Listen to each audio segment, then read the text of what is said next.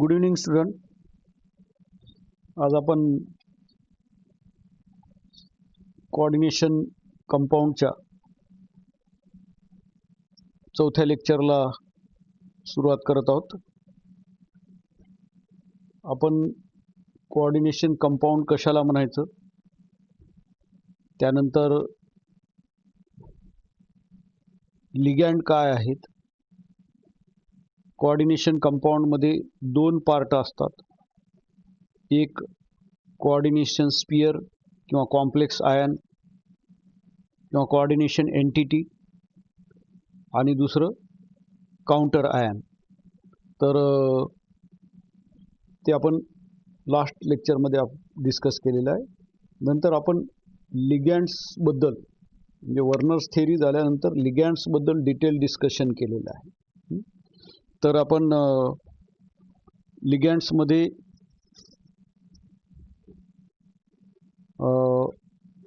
प्रकार बघितलेत. लिगॅंड्सचे प्रकार कोणते? एक मोनोडेंटेट आणि दुसरं पॉलीडेंटेट. मोनो आणि पॉलीडेंटेट लिगॅंड.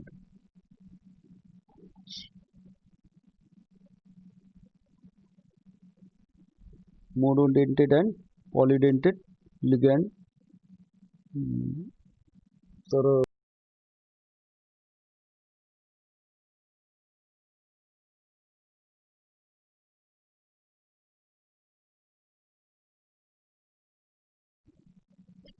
तर मोनोडेंटेट अँड पॉलीडेंटेट लिगॅंड. या मोनोडेंटेटमध्ये आपण ही अमोनिया, सायनाइड, OH-, इथिलामाइन, मिथिलामाइन, वाटर हे अशा टाईपचे मोनोडेंटेट लिगॅंड सांगितले. त्यानंतर पॉलीडेंटेटमध्ये बायडेंटेट, ट्रायडेंटेट, टेट्राडेंटेट. बायडेंटेटमध्ये ऑक्झॅलॅटो लिगॅंड येते पहा, COO-, COO-. ऑक्झॅलिक ॲसिडचे 2 हायड्रोजन गेल्यानंतर म्हणजे आपण ऑक्झॅलिक ॲसिडचा S2C2O4 फॉर्म्युला लिहितो, तर हा 2- अशा टाईपचा. तर हे बायडेंटेट लिगॅंड झालं. त्यानंतर ट्रायडेंटेट लिगॅंडचं हे CH2, CH2, NH2, NH2 हे असं लिहिलं तर हे सुद्धा बायडेंटेट लिगॅंड, इथिलीन डायमाइन झाला. पण याचा एक हायड्रोजन काढून याला इथिलीन ग्रुप अटॅच केला आणि त्याला NH2 अटॅच केला, तर हे डायइथिलीन ट्रायमाइन म्हणजे ट्रायडेंटेट लिगॅंड. असे आपण लिगॅंडचे प्रकार बघितले. त्याच्यामध्ये EDTA लिगॅंड एक बघितला, EDTA.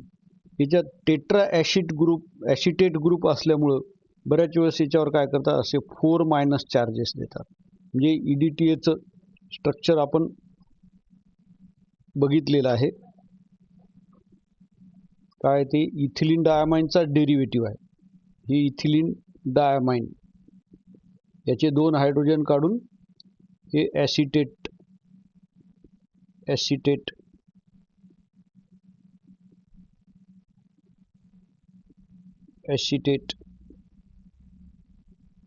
हे असे ग्रुप याला अटॅच आहेत. मग याच्यामध्ये हे नायट्रोजन 2 डोनर आटम आहेत आणि हे 4 ऑक्सिजन डोनर आटम आहेत. म्हणजे टोटल किती झालेले आहेत? 6. म्हणून हे EDTA म्हणजे इथिलीन डायअमाइन टेट्रा ॲसिटॅटो किंवा टेट्रा ॲसिटेट, याला EDTA म्हटलेलं आहे. त्याच्यावर हे 4 निगेटिव्ह आहेत म्हणून बऱ्याच वेळेस हे असं दिलेलं असते. आणि हा या लिगॅंडची लिगॅन्सी किती आहे किंवा हा याचं किती कोऑर्डिनेट बॉन्ड तयार करू शकते सेंट्रल मेटल बरोबर, तर आपण 6 कोऑर्डिनेट बॉन्ड तयार करू शकते. म्हणून याला काय म्हणायचं? Hexadentate ligand. आणि हे सगळेच पॉलीडेंटेट लिगॅंड सेंट्रल मेटल बरोबर काय करतात? रिंग तयार करतात. म्हणून तशाला आपण चिलेटिंग लिगँड म्हणायचं. आणि रिंगमध्ये 3, 4, 5, 6 अशा मेंबरच्या रिंग तयार होतात. तर स्टॅबिलिटी रिंगची कशी 5 किंवा 6 मेंबरच्या रिंग असेल तर तो कोऑर्डिनेशन कंपाऊंड 3 किंवा 4 मेंबर्ड रिंगपेक्षा कसा असणार आहे, स्टेबल असणार आहे. त्यानंतर नॉन चिलेटिंग कॉम्प्लेक्सेस म्हणजे ज्याच्यामध्ये नॉन चिलेटिंग लिगँड आहेत आणि ज्याच्यामध्ये चिलेटिंग लिगँड आहेत यांचं जर कंपॅरिझन केलं तर चिलेटिंग लिगँड असणारे कॉम्प्लेक्सेस कसे असणार आहेत, मोर स्टेबल असणार आहेत. तर हे लिगँडच्या बाबतीत. त्यानंतर एक सायनाइड किंवा हा नायट्रो किंवा हे SCN थायोसायनाइड हे या प्रकारचे हे जे लिगँड आहेत हे कशामध्ये येतात म्हटलं तर ॲम्बिडेंटेट लिगँडमध्ये. कारण याच्यामध्ये सल्फरकडून अटॅचमेंट होऊ शकते किंवा नायट्रोजनकडून. इथं कार्बनकडून किंवा नायट्रोजनकडून, याच्यामध्ये नायट्रोजनकडून किंवा ऑक्सिजनकडून. म्हणजे लिगँड एकच आहे पण याच्यामध्ये दोन्हीकडून अटॅच होण्याची शक्यता असते. त्यामुळे नायट्रोजनकडून अटॅच झाला हा NO2 तर त्याला नायट्रो म्हणायचं, आणि ऑक्सिजनकडून समजा हे असा अटॅच झाला तर त्याला आपण नायट्रायटो म्हणायचं. कार्बनकडून अटॅच झाला मेटलला तर सायनाइड, नायट्रोजनकडून अटॅच झाला तर आयसोसायनाइड, आणि या सल्फरकडून अटॅच झाला तर थायोसायनाइड, आणि नायट्रोजनकडून अटॅच झाला तर आयसोथायोसायनाइड. अशा टाईपचे हे ॲम्बिडेंटेट लिगँड आहेत असं आपण म्हणू शकतो. त्यानंतर आपण कोऑर्डिनेशन स्पियर किंवा कॉम्प्लेक्स आयन याच्या बाबतीत काय म्हटलेलं आहे की सेंट्रल मेटल आटम किंवा ion bonded with neutral or negatively charge species by coordinate bond. हे एवढं जे आहे याला आपण काय म्हणायचं, कॉम्प्लेक्स आयन. आता इथं काय असणार आहे, कोबाल्टचा +3 ऑक्सिडेशन स्टेट असल्यामुळं याच्यावर पॉझिटिव्ह चार्ज येईल. म्हणजे एखादा असा कॉम्प्लेक्स दिला आपल्याला CONH3 6 रेक्टँग्युलर ब्रॅकेटमध्ये आणि बाहेर Cl, तर याला आपण काय म्हणायचं, कोऑर्डिनेशन स्पियर म्हणायचं किंवा कोऑर्डिनेशन एंटिटी किंवा कॉम्प्लेक्स आयन म्हणायचं, आणि याला आपण काय म्हणायचं, काउंटर आयन म्हणायचं. आता हे कोबाल्ट सेंट्रल मेटल झालं, हे लिगँड झालेत आणि हे काउंटर आयन झाले. आता हे समजा आपण सायनाइडचा कॉम्प्लेक्स घेतला असता, कोऑर्डिनेशन नंबर या कोबाल्टचा 6 आहे, तर इथं हे 3 - चार्ज आला असता. मग याचा काउंटर आयन कसा राहिला असता, पॉझिटिव्ह, म्हणजे K3 अशा टाईपचा. आणि काही याच्यामध्ये म्हणजे आता FeCO5 अशा टाईपचं मेटल कार्बोनिल असल्यासारखं. तर आता हे तिन्ही कोऑर्डिनेशन कंपाऊंड आहेत असं म्हणू शकतो. तर आपल्याला टाईप्स ऑफ कोऑर्डिनेशन कंपाऊंडमध्ये तो कोऑर्डिनेशन कंपाऊंड कॉम्प्लेक्स आयन कशा प्रकारचं देते त्याच्यावरून त्याचे 3 प्रकार पडलेले आहेत. आता याला जर वॉटरमध्ये टाकलं तर काय होईल, हा एवढा कॉम्प्लेक्स आयन म्हणून बाहेर येईल, CONH3 6 3+ आणि 3Cl-.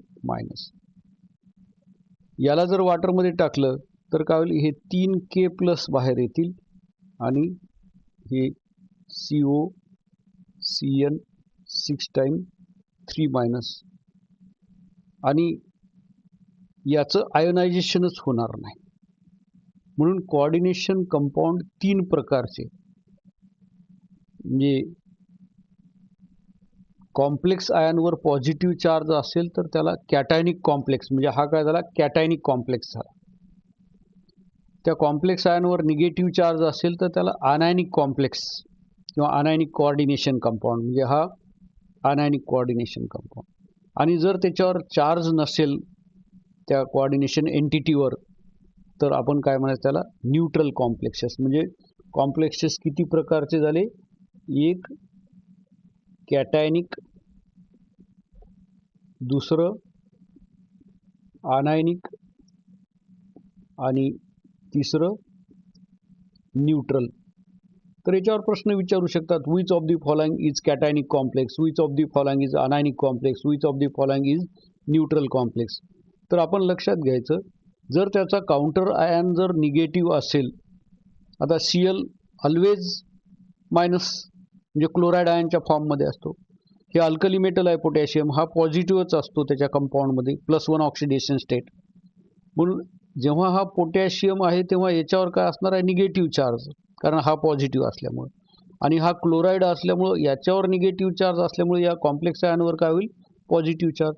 म्हणजे हा कोबाल्ट अमाइन जो आहे तो काय असणार आहे, एक्झाम्पल कोणाचं, कॅटॅनिक कॉम्प्लेक्सचं.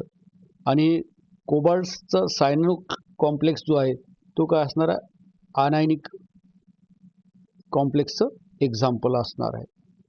आता हा जो आहे हे मेटल कार्बोनिल हे न्यूट्रलमध्ये येऊ शकतो, किंवा एखादा असा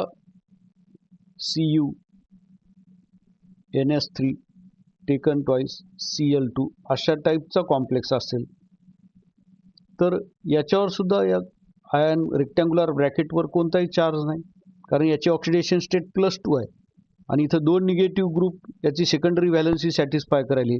मग हे सुद्धा काय झालं, न्यूट्रल कॉम्प्लेक्सचे एक्झाम्पल झाले म्हणू शकतो. मग आता अजून याच्यामध्ये आपल्याला त्या सेंट्रल मेटलचा कोऑर्डिनेशन नंबर किती आहे, त्यानंतर सेंट्रल मेटलचा ऑक्सिडेशन नंबर किती आहे, त्या कॉम्प्लेक्स आयनचा चार्ज नंबर किती आहे, हे अशा टाईपचे प्रश्न विचारले जाऊ शकतात.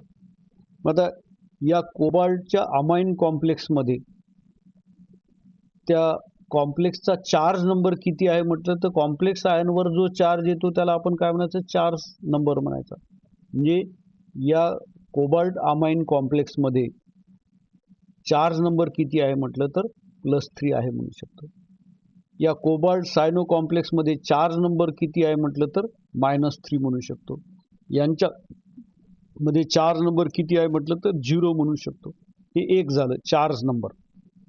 त्यानंतर त्या सेंट्रल मेटलचा ऑक्सिडेशन नंबर किती आहे म्हटलं तर ऑक्सिडेशन नंबर काय असते, त्या सेंट्रल मेटलनं त्याच्या प्रायमरी व्हॅलन्सी सॅटिस्फाय करण्यासाठी किती इलेक्ट्रॉन लॉस केले त्या संख्येला आपण काय म्हणतो, ते लॉस केल्यामुळे त्याच्यावर पॉझिटिव्ह चार्ज येतो, त्या पॉझिटिव्ह चार्जला आपण काय म्हणतो, त्या सेंट्रल मेटलचा ऑक्सिडेशन नंबर किंवा ऑक्सिडेशन स्टेट म्हणतो.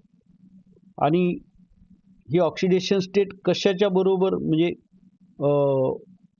त्या सेंट्रल मेटलची ऑक्सिडेशन स्टेट आणि लिगँडवरचा चार्ज या दोघांची सम काय असते तर चार्ज नंबर असते.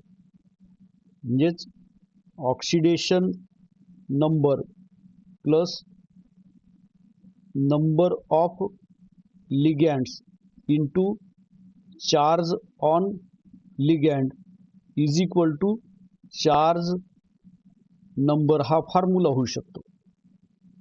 आता या ठिकाणी बघा, या पहिल्या कॉम्प्लेक्समध्ये चार्ज नंबर किती आहे, 3 आहे. लिगँड किती आहेत, 6 आहेत.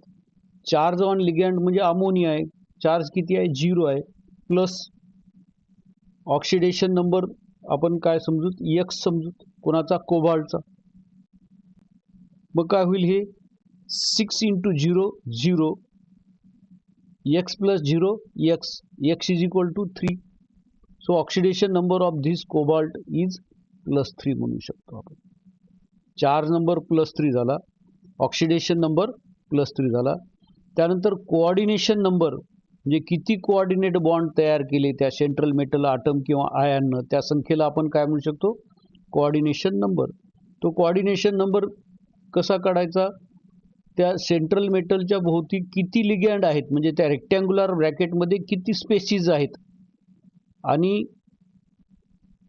ते लिगँड त्यांची डेन्सिटी किती आहे याचा आपण विचार करायचा. आता इथं किती, 6 लिगँड आहेत आणि प्रत्येक लिगँडनं एकच कोऑर्डिनेट बॉन्ड तयार केला, म्हणजे डेन्सिटी 1 आहे. म्हणजे नंबर ऑफ लिगँड 6 आणि डेन्सिटी 1 इज इक्वल टू 6. म्हणजे कोऑर्डिनेशन नंबर या कोबाल्टचा किती झाला म्हटलं तर 6 झाला म्हणू शकतो. ऑक्सिडेशन नंबर 3, चार्ज नंबर 3 आणि कोऑर्डिनेशन नंबर 6 असं आपण याच्या बाबतीत सांगू शकतो. तर हे 3 प्रकारचे कोऑर्डिनेशन कंपाऊंड. त्यानंतर अजून कोऑर्डिनेशन कंपाऊंडचे होमोलेप्टिक आणि हेट्रोलेप्टिक कॉम्प्लेक्सेस असे प्रकार पाडलेले आहेत पहा. मग ते कशावरून? त्या लिगँडचे प्रकार त्या कॉम्प्लेक्समध्ये फक्त एकाच प्रकारचे लिगँड असतील तर त्याला होमोलेप्टिक म्हणू शकतो. म्हणजे हे आपण इथं लिहिलेला COCN-K3 आणि हे कोबाल्टचे अमाइन आणि कोबाल्टचा सायनो कॉम्प्लेक्स हे कशामध्ये येणार आहेत? होमोलेप्टिकमध्ये, कारण that complex contain only one type of ligands. पण आता हा कॉपरचा कॉम्प्लेक्स जर घेतला तर याच्यामध्ये एक अमाइन आणि दुसरा क्लोराईड लिगँड आहे.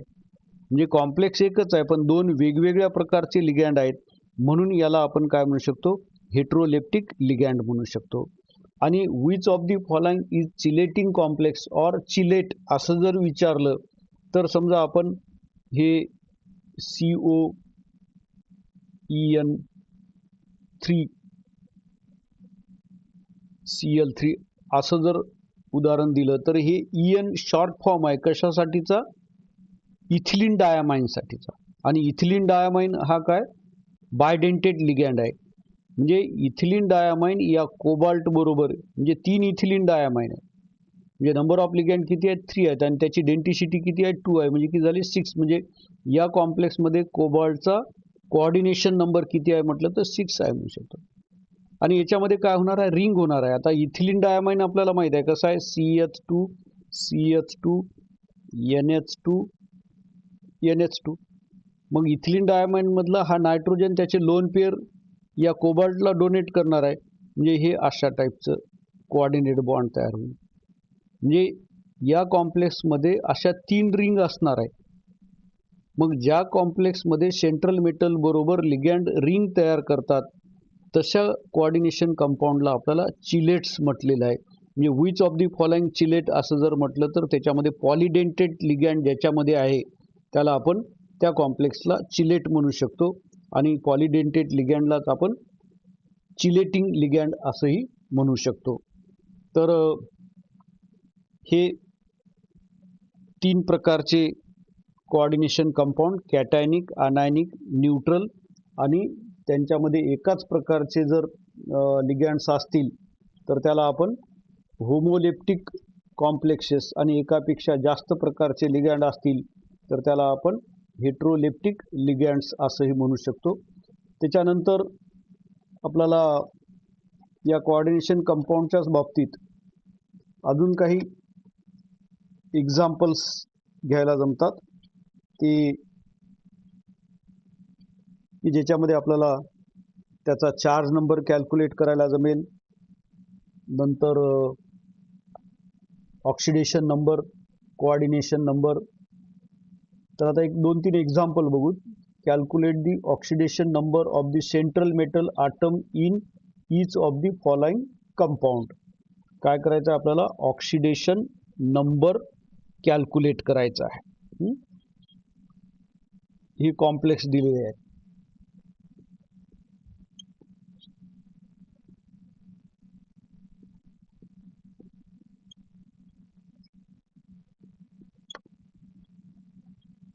ही ए हा BRU NH3 5 H2O Cl2. तर आता आपल्याला ऑक्सिडेशन नंबर या क्रोमियमचा या कॉम्प्लेक्समध्ये काढायचा आहे. आपण याचं आयनायझेशन केलं तर हा NO3 आपल्याला माहित आहे तो काय असतो? HNO3 पासून तयार झालेला ॲसिडिक रॅडिकल आहे. वॉटरमध्ये HNO3 टाकल्यानंतर H+NO3- मिळते. म्हणजेच हे NO3 टेकन थ्राईस आहे म्हणजे काय मिळणार? 3NO3- असं मिळेल. आणि मग या कॉम्प्लेक्स आयनवर किती चार्ज असेल तर हे 3 निगेटिव्ह याला न्यूट्रलाइज करतात. म्हणजे या कॉम्प्लेक्स आयनवर काय असणार आहे? 3 पॉझिटिव्ह म्हणजे Cr NH3 taken 6 rectangular bracket 3+ हे असं आयनायझेशन वॉटरमध्ये होईल ॲक्वियस मीडियममध्ये या कॉम्प्लेक्सचं. हे अमोनिया फर्मली अटॅच असणार आहे, सेकंडरी व्हॅलन्सी सॅटिस्फाय करणारे आहेत, त्यामुळं ते डिसोशिएट होणार नाहीत किंवा आयोनाइज होणार नाहीत. तर आता आपल्याला या क्रोमियमचे ऑक्सिडेशन नंबर काढायचा आहे. आपण ते ऑक्सिडेशन नंबर एक्सनं डिनोट करू. ते ऑक्सिडेशन नंबर आणि चार्ज ऑन दी लिगँड्स यांची अल्जेब्रिक सम काय असते, चार्ज नंबर बरोबर, म्हणजे x plus number of ligands into charge on ligand is equal to charge number, हा फॉर्म्युला आहे. मग आपण एक्स हे oxidation number plus number of ligand किती आहेत, 6 आहेत, आणि लिगँडवर चार्ज किती आहे, तर अमोनिया हा न्यूट्रल मॉलिक्यूल आहे. मग लिगँडवरचा चार्ज काय झाला, 0 झाला, आणि इज इक्वल टू काय, चार्ज नंबर किती आहे, +3 आहे. मग x plus 0 is equal to +3, x is equal to +3. So in this oxidation number of chromium is काय असणार आहे, +3 असणार आहे. समजा याच्यात कोऑर्डिनेशन नंबर काढा म्हटलं असतं, तर कोऑर्डिनेशन नंबर म्हणजे क्रोमियमनं किती कोऑर्डिनेट बॉन्ड तयार केले, तर अमोनिया हा मोनोडेंटेट लिगँड आहे आणि 6 अमोनिया आहे, म्हणजे एक अमोनिया एक कोऑर्डिनेट बॉन्ड तयार करतो, 6 अमोनिया 6 कोऑर्डिनेट बॉन्ड तयार करतील. म्हणजे सेंट्रल मेटल बरोबर कोऑर्डिनेटेड स्पेसिस किती आहेत, तर 6 आहेत. कोऑर्डिनेट बॉन्ड किती आहेत, तर 6 आहेत. म्हणजे याचा कोऑर्डिनेशन नंबर किती आहे म्हटलं तर 6 आहे म्हणू शकतो. म्हणजे या कॉम्प्लेक्सच्या बाबतीत चार्ज नंबर किती आहे, 3 आहे, ऑक्सिडेशन नंबर किती आहे, 3 आहे, आणि कोऑर्डिनेशन नंबर किती आहे म्हटलं तर 6 आहे. हे याच्या बाबतीत. त्याच्यानंतर हा दुसरा कॉम्प्लेक्स रुदेनियमचा अमाइन अँड ॲक्वो कॉम्प्लेक्स आहे तो. याचं आयोनायझेशन केल्यानंतर काय मिळेल, हा कॉम्प्लेक्स आयन मिळेल RuNS3 taken 5 times H2O rectangular bracket, आणि हे 2 Cl आहेत तर ते Cl2 आहे तर 2 Cl मायनस. मग हे 2 Cl मायनस जर बाहेर येत असतील तर ते 2 पॉझिटिव्हला न्यूट्रलाइज करण्यासाठी होते. आणि मग आता हा कॉम्प्लेक्समधला हा लिगँड अमोनिया न्यूट्रल मॉलिक्यूल आहे, वॉटर न्यूट्रल मॉलिक्यूल आहे. मग हे 2 पॉझिटिव्ह चार्जेस कोणाचे आहेत, तर रुदेनियमचे आहेत. म्हणजे या कॉम्प्लेक्समध्ये रुदेनियमचा ऑक्सिडेशन नंबर किती आहे म्हटलं तर काय सांगणार, +2 आहे म्हणू शकतो. कोऑर्डिनेशन नंबर किती आहे म्हटलं तर त्यानं किती कोऑर्डिनेट बॉन्ड तयार केले, किंवा रुदेनियम सोबत लिगँड्स किती आहेत, हे अमोनिया 5 आहेत, वॉटर 1 आहे, म्हणजे 6 लिगँड आहेत. आणि दोन्ही लिगँड हे अमोनिया आणि वॉटर कसे आहेत, मोनोडेंटेट लिगँड आहे. म्हणजे एक अमोनिया एक कोऑर्डिनेट बॉन्ड तयार करेल, एक वॉटर एक कोऑर्डिनेट बॉन्ड तयार करेल. 5 अमोनियानं 5 कोऑर्डिनेट बॉन्ड आणि एक वॉटरनं एक कोऑर्डिनेट बॉन्ड, म्हणजे इथं 6 कोऑर्डिनेट बॉन्ड आहेत. म्हणून याची कोऑर्डिनेशन नंबर किती असणार आहे, 6 असणार आहे. आणि याचा चार्ज नंबर किती आहे म्हटलं तर कॉम्प्लेक्सवर जो चार्ज आहे त्याला चार्ज नंबर म्हणू शकतो, +2 आहे म्हणू शकतो, असं आहे की नाही. आता एक आपण अमोनियाच्या नायट्रोजनवर एकच लोन पेअर ऑफ इलेक्ट्रॉन आहे, कधी कधी कन्फ्युजन होऊ शकते. आणि वॉटरच्या ऑक्सिजनवर 2 लोन पेअर आहेत. मग आता या स्पेसिसवर 2 लोन पेअर आहेत म्हणून हा 2 कोऑर्डिनेट बॉन्ड तयार करत नाही. वॉटरकडे 2 जरी लोन पेअर असले तरी तो कधीही त्यापैकीचं एकच लोन पेअर कोऑर्डिनेट बॉन्ड तयार करण्यासाठी वापरते. म्हणून हे अमोनिया, वॉटर, किंवा समजा क्लोराईडचा विचार केला तर आपल्याला माहिती आहे क्लोरीनच्या शेवटच्या शेलमध्ये 7 इलेक्ट्रॉन आहेत. मग आपण त्याचं इलेक्ट्रॉन डॉट स्ट्रक्चर किंवा लेविस डॉट स्ट्रक्चर असं लिहितो, हे 6 इलेक्ट्रॉन आणि एक अनपेअर्ड इलेक्ट्रॉन. आणि जेव्हा क्लोरीनचा क्लोराईड होतो तेव्हा त्याच्याकडे एक एक्स्ट्रा इलेक्ट्रॉन येतो, त्यामुळे त्याच्यावर निगेटिव्ह चार्ज. मग आता क्लोरीनकडे या क्लोराईडकडे 4 पेअर इलेक्ट्रॉनचे झालेत, त्याला आपण 4ला लोन पेअर म्हणू शकतो, 4 lone pair of electrons are there असं म्हणू शकतो. म्हणून काय क्लोरीन 4 कोऑर्डिनेट बॉन्ड तयार करणार नाही. हा क्लोराईड जो आहे, म्हणजे एक लक्षात ठेवायचं, त्या स्पेसिसमध्ये एकाच आटमवर एक लोन पेअर असो का 2 लोन पेअर असो का 3 असो का 4 लोन पेअर असो, तो आटम ज्या मॉलिक्यूलमध्ये आहे तो फक्त एकच कोऑर्डिनेट बॉन्ड तयार करणार. म्हणून अमोनिया, वॉटर हे हलाइड आयन्स जे आहेत ते काय आहेत, मोनोडेंटेट लिगँड आहेत. मग इथं 5 अमोनियानं 5 कोऑर्डिनेट बॉन्ड, एका वॉटरनं एक कोऑर्डिनेट बॉन्ड, म्हणजे टोटल 6 कोऑर्डिनेट बॉन्ड तयार झाले. म्हणून कोऑर्डिनेशन नंबर रुदेनियमचा या कॉम्प्लेक्समध्ये काय असणार आहे, 6 असणार आहे. तर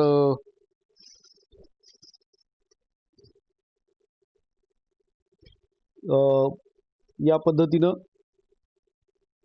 या कॉम्प्लेक्स बद्दलचं आपलं झालं. त्याच्यानंतर पुढचा कॉम्प्लेक्स आहे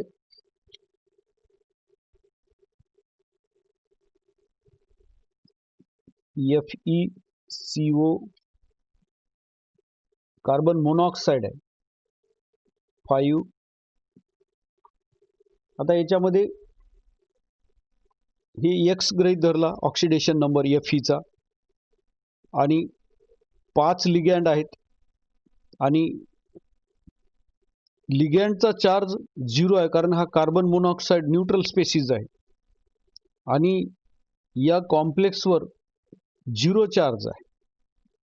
म्हणून x + 0 = 0, x = 0. म्हणजे या कॉम्प्लेक्समध्ये ऑक्सिडेशन नंबर आयर्नचा किती आहे म्हटलं तर 0 आहे म्हणू शकतो. कोऑर्डिनेशन नंबर किती आहे तर 5 लिगँड आहेत. कार्बोनिल लिगँड किंवा कार्बन मोनॉक्साईड हा मोनोडेंटेड लिगँड आहे. मग इथं 5 बॉन्ड तयार केले म्हणजे 5.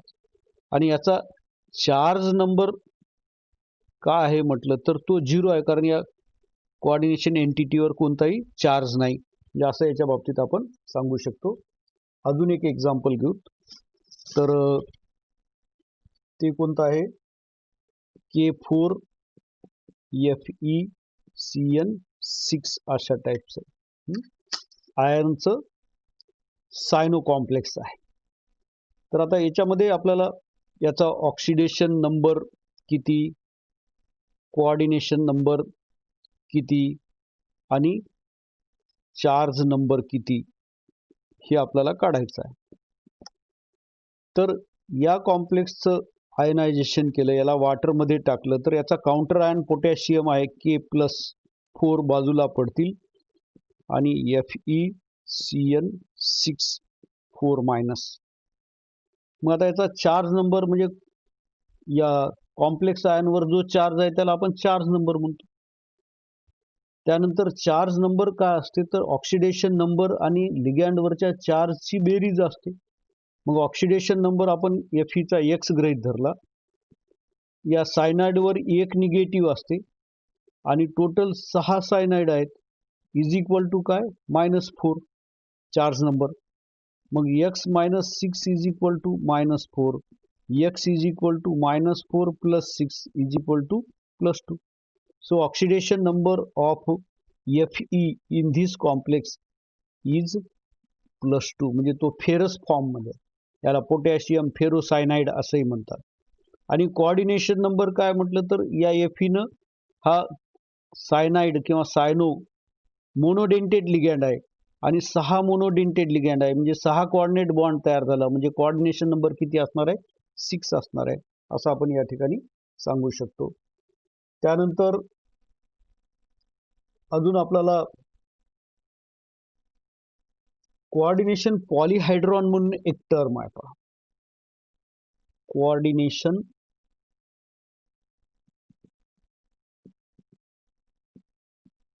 पॉलीहेड्रॉन. तर कॉम्प्लेक्स आयन किंवा कोऑर्डिनेशन स्फियर मध्ये सेंट्रल मेटलला जे ग्रुप अटॅच आहेत ते सेकंडरी व्हॅलन्सी सॅटिस्फाय करणारे आहेत. आणि वर्नरनं काय म्हटलेलं होतं त्याच्या 4थ्या पॉस्च्युलेटमध्ये की हे सेकंडरी व्हॅलन्सी जे आहेत ते सेंट्रल मेटलच्या भोवती स्पेसमध्ये वेगवेगळ्या दिशेला जातात. त्यामुळे सेंट्रल मेटलच्या भोवती including metal atom or ion and ligand एक पर्टिक्युलर जॉमेट्री तयार होते.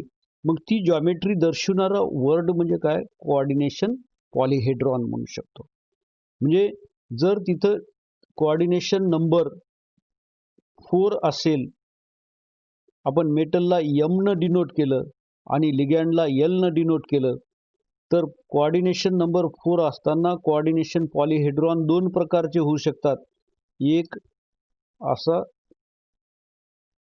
स्क्वेअर प्लेनार, म्हणजे all the ligands and metal lie in same plane, आणि त्या स्क्वेअरच्या कॉर्नरला काय असणार आहेत, लिगँड्स असणार आहेत. They are donating electron to central metal, अशा टाईपचं.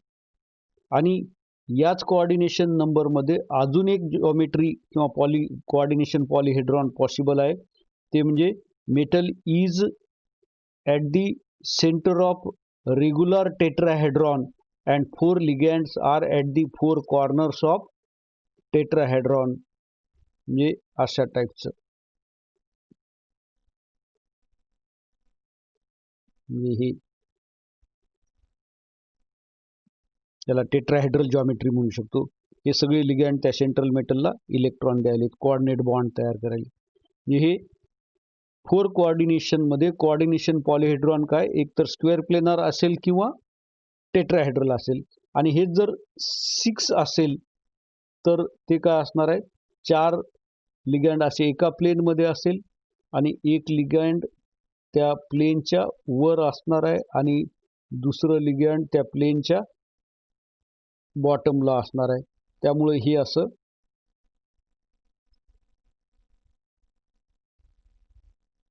ही जी जॉमेट्री तयार होते, या जॉमेट्रीला काय म्हटलेलं आहे, ऑक्टाहेड्रल जॉमेट्री म्हटलं. मग अशा याला आपण काय म्हणायचं आहे, कोऑर्डिनेशन पॉलीहेड्रॉन म्हणायचं. समजा 5 जर लिगँड असले असते तर त्याच्यामध्ये काय झालं असतं, हे 3 लिगँड एक ट्रँगल तयार केले असते असे.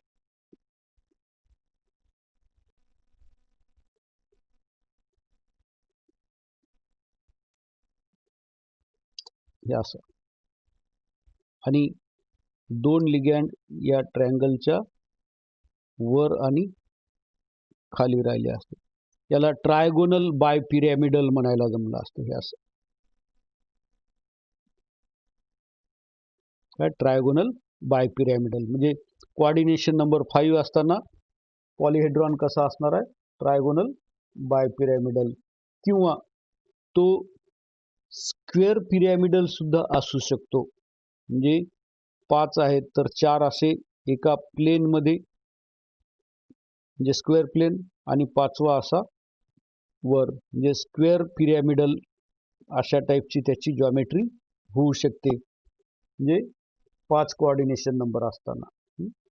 तर हे अशा टाईपचे कोऑर्डिनेशन पॉलीहेड्रॉन म्हणजेच काय, सेंट्रल मेटलच्या भोवती त्या लिगँडची अरेंजमेंट स्पेसमध्ये कशी आहे हे दाखविणारं जे स्ट्रक्चर आहे त्याला आपण काय, कोऑर्डिनेशन पॉलीहेड्रॉन म्हणायचं आहे. त्यानंतर आपल्याला कॉम्प्लेक्स आयनचे कॅरेक्टरिस्टिक्स सांगायचे आहेत. पहा, कॅरेक्टरिस्टिक्स ऑफ कॉम्प्लेक्स आयन्स. याच्यामध्ये काय म्हणू शकतो आपण,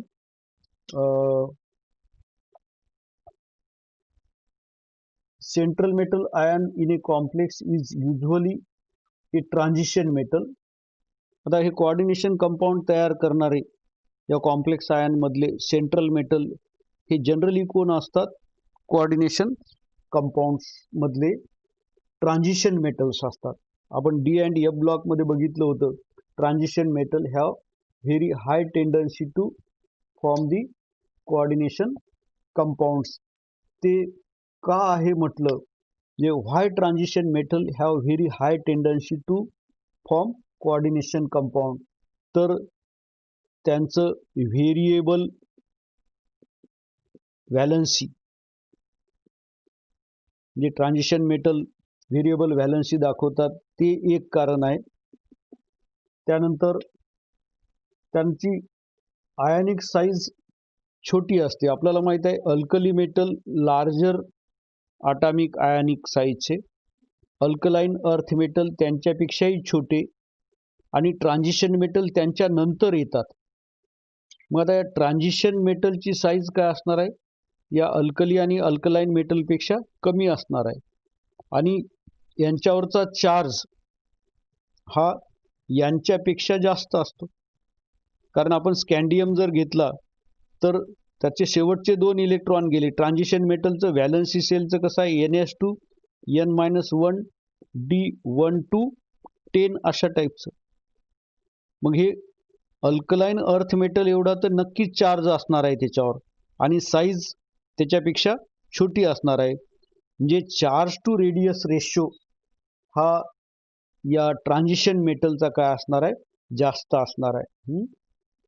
चार्ज टू रेडियस रेशो जर त्याचा जास्त असेल एखाद्या कॅटायनचा तर त्याला लिगँडचे इलेक्ट्रॉन स्वतःकडे ओढण्याची क्षमता जास्त असते. त्यामुळे ते स्टेबल कॉम्प्लेक्सेस तयार करू शकतात आणि त्यालाच आपण या चार्ज टू रेडियस रेशोला काय म्हणू शकतो? चार्ज डेन्सिटी म्हणू शकतो. म्हणजे कमी जागेमध्ये जास्त चार्ज. मग ट्रान्झिशन मेटलची चार्ज डेन्सिटी जास्त असते, व्हेरिएबल व्हॅलन्सी असते, त्यामुळं they are very high tendency to form the coordination compound. त्यानंतर या कोऑर्डिनेशन कंपाऊंडमध्ये आपण काय म्हटलं? NS2 N-1 D12 10. तर याची NP 0 आहे आणि ND सुद्धा काय? 0 आहे. म्हणजे या ट्रान्झिशन मेटलमध्ये नंबर ऑफ एम्प्टी ऑर्बिटॉल्स जर बघितल्या तर काय? त्या खूप जास्त आहेत. आणि कोऑर्डिनेशन कंपाऊंड तयार करत असताना कोऑर्डिनेट बॉन्ड जेव्हा सेंट्रल मेटल आटम किंवा आयन तयार करतो त्यावेळेस त्याच्याकडे काय असलं पाहिजे? रिकाम्या ऑर्बिटॉल असल्या पाहिजेत. कशासाठी? To accommodate the pair of electron, lone pair of electron donated by ligand. म्हणून हे transition metal due to availability of large number of empty orbital in P and D orbital they have very high tendency to form the coordination compound असं आपण म्हणू शकतो. म्हणजे 3 कारणं झालेत: variable oxidation state, high charge density and availability of many vacant orbital to accommodate lone pair of the लिगँड्स. त्यामुळं यांना coordination compound तयार करण्याची क्षमता जास्त आहे. कोणाला? ट्रान्झिशन मेटलला. त्यानंतर जेव्हा एखादा मेटल कॉम्प्लेक्स तयार करतो तेव्हा त्या मेटलची सेल्फ आयडेंटिटी लॉस होतो. म्हणजे आपण समजा हा कोबाल्टचा अमाइन कॉम्प्लेक्स हे उदाहरण घेतलं. हे तयार होताना काय केलं आपण? कोबाल्ट क्लोराईडच्या सोल्युशनमध्ये अमोनिया टाकला आणि त्यापासून हा कंपाऊंड तयार झाला. म्हणजे नॉर्मल सॉल्टपेक्षा म्हणजे कोबाल्ट क्लोराईडपेक्षा हा अमाइन कॉम्प्लेक्स त्या क्लोराईडपासूनच तयार केलेला कसा आहे? मोर स्टेबल आहे. म्हणजे त्यांची नॉर्मल ऑक्सिडेशन स्टेट अनस्टेबल आहे, पण तीच ऑक्सिडेशन स्टेट जेव्हा कॉम्प्लेक्स तयार करते त्यावेळेस त्याची स्टॅबिलिटी, त्या कंपाऊंडची स्टॅबिलिटी काय होते? वाढते. तर आता याच्यामध्ये हा जो कंपाऊंड आहे, समजा हा असला असता ओनली कोबाल्ट क्लोराईड, तर it will give test for cobalt ion as well as chloride ion. पण या ठिकाणी हा जो कंपाऊंड तयार झाला याच्यामध्ये this species or this coordination compound does not give test for CO3+ ion, does not give test for ammonia. It gives taste for chloride ion and these complex ion. एवढंच आपण म्हणू शकतो, आहे की नाही? म्हणजे मेटल जेव्हा कॉम्प्लेक्स तयार करतो त्यावेळेस तो त्याची आयडेंटिटी काय करते? लॉस करते. त्यानंतर complex ion retain its identity in solution though it may undergo slight dissociation. म्हणजे आता याला बराच वेळ सोल्युशनमध्ये ठेवलं तर हळूहळू याचं डिसोसिएशन होऊ शकते. म्हणजे अमोनिया याच्यातून बाहेर पडू शकतो. तर पण तो रेट ऑफ डिसोसिएशन जो आहे तो काय? अतिशय कमी असतो आणि ते डिसोसिएशन आपल्याला त्या कॉम्प्लेक्सच्या स्टॅबिलिटी विषयी सांगते. त्याचं जर डिसोसिएशन होऊ लागलं तर तो कॉम्प्लेक्स अनस्टेबल, आणि त्याचं जर डिसोसिएशन होत नसेल तर तो कॉम्प्लेक्स स्टेबल, किंवा त्याच्या डिसोसिएशनचा वेग खूप कमी असेल तर तो कॉम्प्लेक्स स्टेबल आहे. त्याचा डिसोसिएशनचा वेग जास्त असेल तर तो कॉम्प्लेक्स कसा आहे, अनस्टेबल आहे असं आपण म्हणू शकतो. Net charge of a complex ion is the algebraic sum of the charges of its constituent ions. म्हणजे आता या कॉम्प्लेक्स आयनवर येणारा जो चार्ज आहे हे जे कॉन्स्टिट्युएंट स्पेसिस आहे त्यांचं अल्जेब्रिक सम आहे, ते आपण चार्ज नंबर म्हणून डिस्कस केलेलंच आहे. त्यानंतर a chilate complex is more stable than a complex which is similar but non-chilate. For example, ZnEn2 2+ complex म्हणजे झिंकचा इथिलीन डायमाइन सोबतचा कॉम्प्लेक्स, आणि तेच झिंकचा अमोनिया सोबतचा कॉम्प्लेक्स. म्हणजे दोन्ही कॉम्प्लेक्स सेम मेटलचे सेम ऑक्सिडेशन स्टेट मधले आहेत, पण याच्यामध्ये हे मोनोडेंटेड 4 लिगँड 4 कोऑर्डिनेट बॉन्ड तयार करायलेत, इथं बायडेंटेड 2 लिगँड 4 कोऑर्डिनेट बॉन्ड तयार करायलेत. म्हणजे कोऑर्डिनेशन नंबर सेम आहे, ऑक्सिडेशन नंबर सेम आहे, फक्त लिगँड बदललेले आहेत. हे कसं आहे, मोनोडेंटेड नॉन चिलेटिंग लिगँड आहे आणि हा बायडेंटेड चिलेटिंग लिगँड आहे. मग चिलेटिंग लिगँडमुळं तो मेटल काय झालेला, रिंगचा पार्ट झालेला आहे. आणि रिंगचा पार्ट तर किती मेंबरची रिंग होणार आहे, इथं 5 मेंबरची रिंग होते, 2 कार्बन 2 नायट्रोजन आणि 1 झिंक. म्हणून हा कॉम्प्लेक्स कसा असणार आहे, मोर स्टेबल दॅन दिस कॉम्प्लेक्स. म्हणजे अमाइन कॉम्प्लेक्स आणि इथिलीन डायमाइन कॉम्प्लेक्स सेम मेटलचा सेम ऑक्सिडेशन स्टेट मधला कोणता मोर स्टेबल असणार आहे, ज्या ठिकाणी रिंग तयार झाली. म्हणजे चिलेटिंग कॉम्प्लेक्स और chelates are the more stable coordination compound than the non chelates असं आपण म्हणू शकतो. त्यानंतर आपल्याला इथं काही प्रश्न घ्यायचे आहेत की ज्याच्यामध्ये आपल्याला सांगायचं आहे की which one is more stable in following pair of complexes give reason. म्हणजे पहिलं पेअर आहे काय, कोबाल्ट NO2 6,4- आणि दुसरं कोबाल्ट NO2 6,3-. आता या दोघांमधला स्टेबल कोऑर्डिनेशन कंपाऊंड किंवा कॉम्प्लेक्स कोणता आहे, तर आपण रँडमली बघितलं तर आपल्याला याच्यात काही फरकच नाही असं वाटतं, दोन्ही सारखेच असेल. कारण हा कोबाल्ट आहे, हा कोबाल्ट आहे, हा NO2 आहे, हा NO2, हे 6NO2, हे 6NO2. फरक कुठं दिसतोय आपल्याला, चार्ज नंबरवर. म्हणजे आपण इमिजिएट कुठं फरक दिसायला ते आयडेंटिफाय केलं पाहिजे. मग आता 4 नंबर म्हणजे चार्ज नंबर या दोघांचा डिफरंट आहे. म्हणजे चार्ज नंबर जर डिफरंट असेल तर लिगँडची संख्या सेम असून चार्ज नंबर डिफरंट येते, म्हणजे यांचा ऑक्सिडेशन नंबर वेगळा असला पाहिजे. म्हणजे इथं ऑक्सिडेशन नंबर कोबाल्टचा आपण काढू X प्लस NO2 हा -1 चार्ज असणारा मोनोडेंटेड लिगँड आहे, त्याची 6 संख्या आहे आणि is equal to charge number किती आहे, -4 आहे. म्हणजे X - 6 is equal to -4, X is equal to काय होईल, +2 येते. म्हणजे याच्यामध्ये ऑक्सिडेशन नंबर कोबाल्टचा किती आहे, +2 आहे. तसंच या ठिकाणी आपण काढू लागलो तर काय होईल, X गृहीत धरू oxidation number plus -1 NO2 into 6 त्याची संख्या is equal to -3 charge number. मग X - 6 is equal to -3, X is equal to हे +6 होते, म्हणजे इथं +3 येते. म्हणजे याच्यामध्ये कोऑर्डिनेशन ऑक्सिडेशन नंबर कोबाल्टचा किती आहे, +3 आहे. मग आता स्टॅबिलिटी कशी सांगणार आपण पहिल्या कॅरेक्टरिस्टिक मध्ये म्हणजे दुसऱ्या कॅरेक्टरिस्टिक मध्येच काय सांगितलं होतं, चार्ज डेन्सिटी जर जास्त असेल तर कॉम्प्लेक्सची स्टॅबिलिटी कशी असते, जास्त असते. मग आता हे CO 2+ आणि CO3+. तर याच्यामध्ये काय असणार आहे, त्याच्या ॲटॉमिक नंबरपेक्षा म्हणजे न्यूक्लियसमध्ये जेवढे प्रोटॉन आहेत त्यापेक्षा 3 इलेक्ट्रॉन कमी आहेत. त्यामुळे ते 3 इलेक्ट्रॉन न्यूक्लियसकडे मोर टाईटली अट्रॅक्ट झालेले असतील. त्यामुळं याची साईज छोटी आणि 3 पॉझिटिव्ह. आणि याचं काय झालेलं असेल, साईज याच्यापेक्षा थोडीशी मोठी असेल आणि चार्ज 2 असेल. मग चार्ज डेन्सिटी कोणाची जास्त, कमी जागेत जास्त चार्ज या +3 ऑक्सिडेशन स्टेटमध्ये. म्हणून या दोघांमधला मोर स्टेबल कोणता, तर इथं कोणता पॅरामीटर उपयोगी आला, charge density.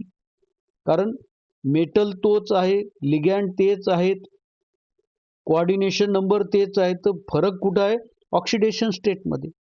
Higher oxidation state असताना आयनिक रेडियस काय होते, कमी होते आणि चार्ज वाढला म्हणजे चार्ज डेन्सिटी वाढली म्हणजे स्टॅबिलिटी वाढली. म्हणून हा कोणता, हे कोबाल्ट +3 ऑक्सिडेशन स्टेटमध्ये असणारा कोऑर्डिनेशन कंपाऊंड हे कोबाल्ट +2 पेक्षा कसा असणार आहे, मोर स्टेबल असणार आहे. हे एक एक्झाम्पल झालं स्टॅबिलिटी एक्सप्लेन करण्यासाठीचं. अजून एक दुसरं एक्झाम्पल आहे की ज्याच्यामध्ये K4FeCN6 आणि K3FeCN6. आता याच्यामध्ये याचं आयनायझेशन केलं तर हे 4K+ मिळतील आणि प्लस FeCN6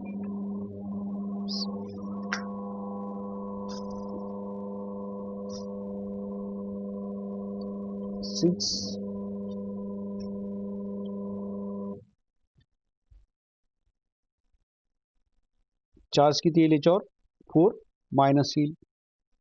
तसंच याचंही आयनायझेशन केलं तर काय होईल की 3K+ प्लस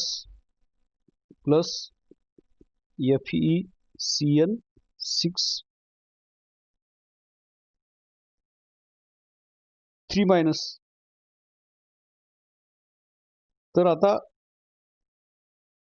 दोन्ही कॉम्प्लेक्सेसचे काउंटर आयन्स सेम आहेत, म्हणजे पोटॅशियम आहेत. सेंट्रल मेटल सेम आहे, लिगॅंड सुद्धा सेम आहे. मग आता कोण डिसाईड करेल, ऑक्सिडेशन नंबर डिसाईड करेल. मग ऑक्सिडेशन नंबर याचा किती येणार आहे की X - 6 = -4, X = +2 म्हणजे +2. मग आता याच्यात तसंच काय होईल, हे +3 होणार आहे.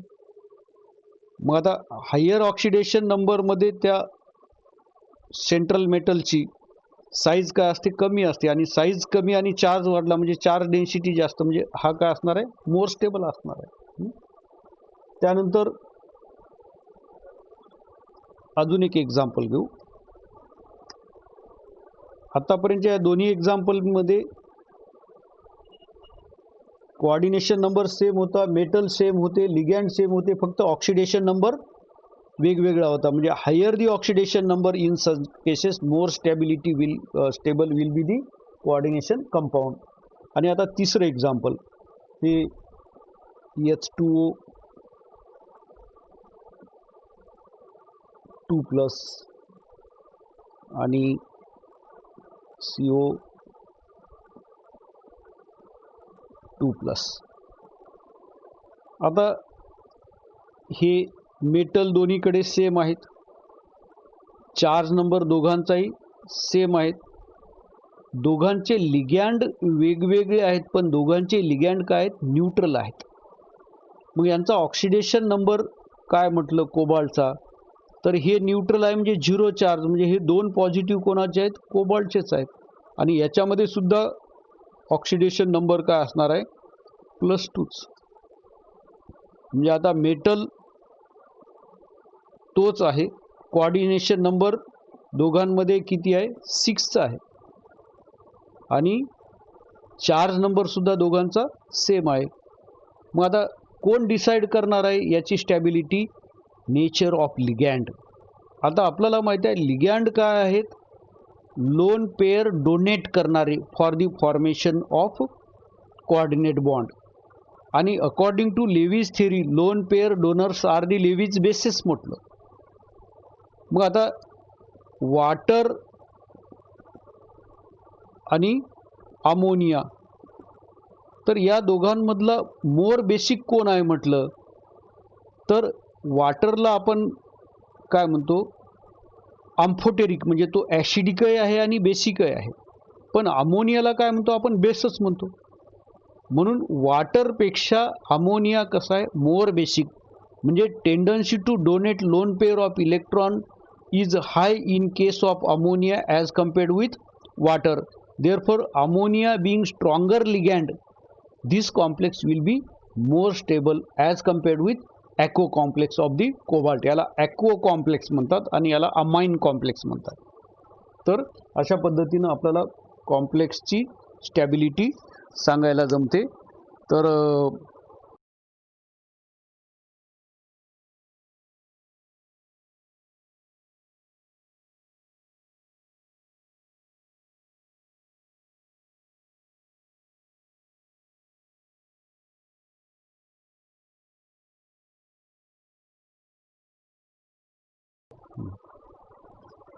विद्यार्थी मित्रांनो, आज आपण कोऑर्डिनेशन कंपाऊंडमधलं बरेचसे वेगवेगळे पॅरामीटर डिस्कस केलेले आहेत. आपण स्टॅबिलिटी ऑफ कोऑर्डिनेशन कंपाऊंड म्हणजे कॅरेक्टरिस्टिक्स ऑफ कॉम्प्लेक्स आयनवरून ते स्टॅबिलिटी आपल्याला सांगायला जमलेली आहे. तुम्हाला एक परीक्षा दिलेली होती गुगल क्लासरूमवर. बऱ्याच जणांनी ईमेल मला सेंड केलेले आहेत. त्या गुगल क्लासरूमवर त्यांची एंट्री आहे, पण त्यांना आलेले ते मेल उघडून बघत नाहीत. त्यामुळं त्यांच्या असाइनमेंट तशाच राहिलेल्या आहेत. तरी परत एकदा तुम्हाला सांगतो की ते मेल ओपन करा, त्याच्यात आलेल्या ज्या टेस्ट आहेत, ज्या असाइनमेंट आहेत त्या तुम्ही सॉल्व करा आणि सबमिट करा. तुम्हाला चेक करून मिळतील त्या. तर विद्यार्थी मित्रांनो, आज आपण या कोऑर्डिनेशन कंपाऊंडच्या पुढच्या पोर्शनकडे आलो. म्हणजे आता आपल्याला वर्नर्स थिअरीवरून पुढच्या मॉडर्न थिअरीकडे जायचं आहे. ती सिडविक अँड पॉवेल नावाच्या शास्त्रज्ञांनी दिलेली थिअरी आहे. तर ते आपण नेक्स्ट आपल्या लेक्चरमध्ये डिस्कस करू. आणि तोपर्यंत तुम्ही line to line textbook read करा आणि काही डाऊट असतील तर मला सांगत चला. आज गुरुपौर्णिमेच्या तुम्हाला सर्वांना हार्दिक शुभेच्छा. तुम्ही चांगला अभ्यास करा, तुम्ही चांगले मार्क घ्याल, भविष्यात तुम्ही एक चांगले नागरिक म्हणून समोर येसाल ती मला खात्री आहे. आणि तुम्ही तुमच्या जीवनामध्ये यशस्वी होणं हेच माझ्यासाठीची तुमच्याकडून मिळालेली गुरुदक्षिणा असणार आहे. धन्यवाद. थांबूत आपण या ठिकाणी.